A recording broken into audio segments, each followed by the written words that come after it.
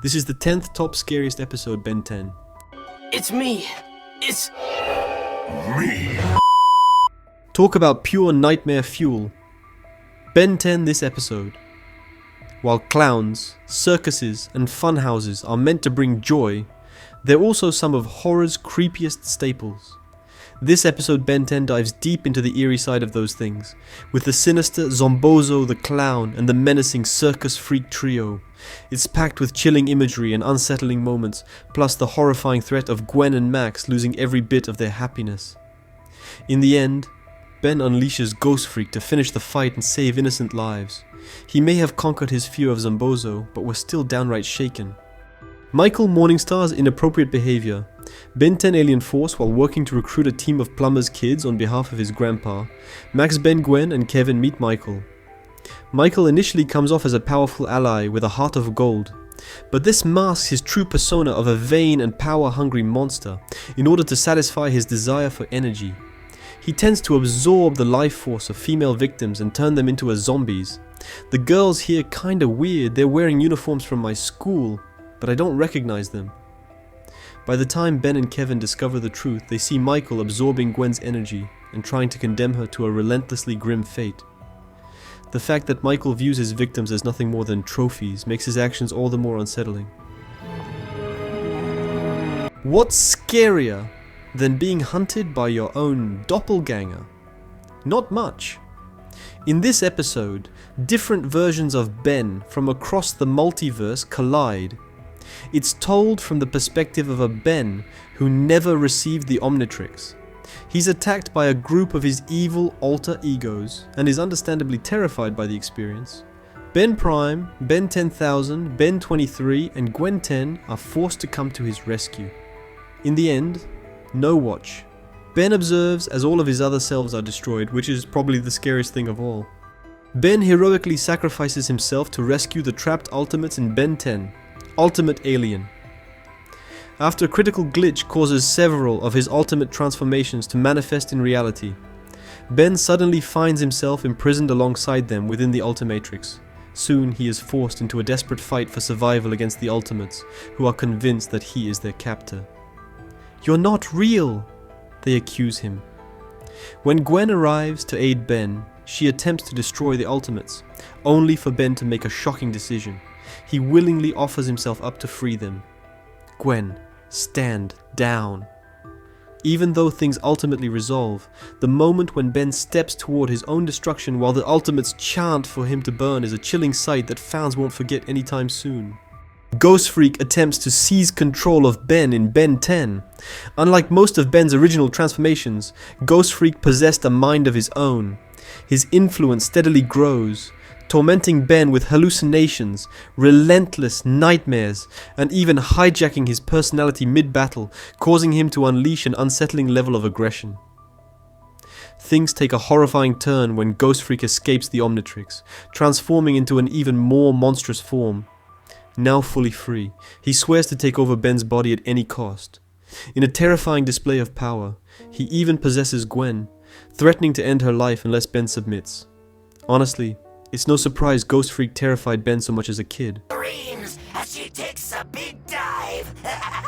Prisoner. 775 bags. Ben 10 Ultimate Alien after an alien prisoner escapes from a holding facility in Area 51. Ben and his team rush to capture him. They soon learned that the prisoner was a freedom fighter who was exiled to Earth but was falsely imprisoned by military officer Colonel Rosum under suspicion of being a threat. As a result of his absence, his family was killed. Being stuck in a hole forever with no due process. We do what needs to be done. Driving him to vow revenge against Rosum and his family. When Ben finally corners him, the prisoner begs for death so that he can reunite with his loved ones, got nothing. While the episode features plenty of disturbing moments referencing Guantanamo Bay, it's the prisoner's final moments that are the most heart-wrenching. Grandpa Max gets injured, Ben 10. For all the fun Ben has transforming into different aliens and fighting bad guys, being a hero is not a game. The reality of this hits Ben hard after Max suffers a severe injury during a fight against the gang leader Rojo. Ghost Freak. I could meld with him or something. I don't know. I just want to help him, you know? This moment deeply affects Ben, who blames himself for putting Max in danger after Rojo makes a deal with the alien tyrant Vilgax to retrieve the Omnitrix. Ben runs away to keep his family safe. Grandpa and Gwen, I care about you both too much to keep putting you in danger. For as powerful and invulnerable as Ben may be, this moment serves as a reminder that deep down he's still a scared little kid. Ben thinks Gwen is dead. Ben 10. When the Omnitrix's self-destruct mode is accidentally activated, Ben and Gwen go on a journey through space to find its creator Azimuth and prevent the destruction of the entire universe. When they finally arrive at Azimuth's location, Ben's group find themselves ambushed by carnivorous plant-like aliens in the chaos of the fight. Gwen sacrifices herself to protect Ben and gets taken by the aliens.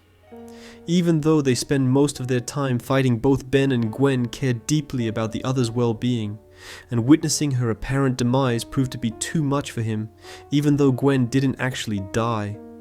It's still hard to see Ben lose his confidence and blame himself for losing Gwen and causing the universe's destruction. Ben loses feedback, Ben 10 Omniverse, out of all the aliens Ben had access to in his youth. His favorite was the Arnic conductoid he called feedback. When Ben starts overusing feedback, it puts his control over his other aliens at risk. However, he ignores the warnings of his family, and even the Omnitrix's creator Azimuth. This mistake ends up costing him when he faces off against the technology-absorbing alien malware rather than use an alien that had an advantage over him.